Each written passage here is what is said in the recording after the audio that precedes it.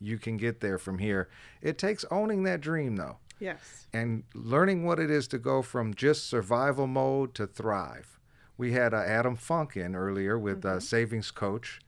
He does a great job helping people think about the basics of what it takes to have the habits, limits, and goals to be a financially successful person.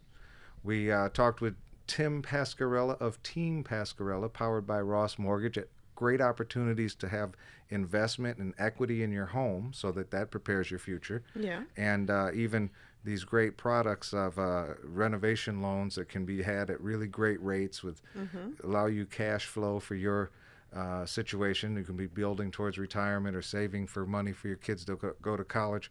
But look, all of this, Dreamer, is only any good when you can move from survive to thrive and have an impact in your community. The world needs you. I mean, it's not all about just me. No. It's not all about just you. We're in this thing together. And so we're so proud to have in the studio Menachem Niespec with OperationKidEquip.org. Welcome, Menachem. Thank you.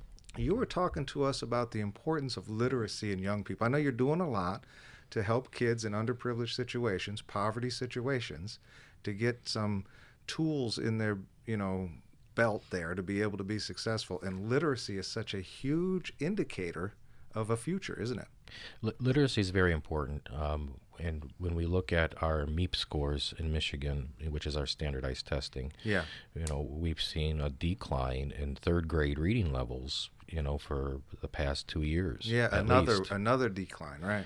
And so when I sit back and I look at this, I say, well, we can either focus on the problem or we can look at the potential. So what is the potential here? So we started to craft this program to get books into the hands of kids across the state. Yeah. Because we know from some of the research that there are states out there who are using fourth grade reading levels to kind of predict their future prison bed needs. Ouch. Yeah. Ouch. Let me just reiterate. I don't want to harp on this, but I think you just said out loud there are states using their fourth grade literacy rates to predict their need for future prison beds. Correct. So it really is, literacy is an indicator of a child's future. And you are working hard to help kids with books and reading opportunities and to build literacy. We're in a world where they think, the world thinks you can just look it all up on a computer later. Well, are you going to have access to a computer? Are Well, you going and can you read what the computer says? and can you think? I mean, there's more to literacy than just being able to recognize words on a page.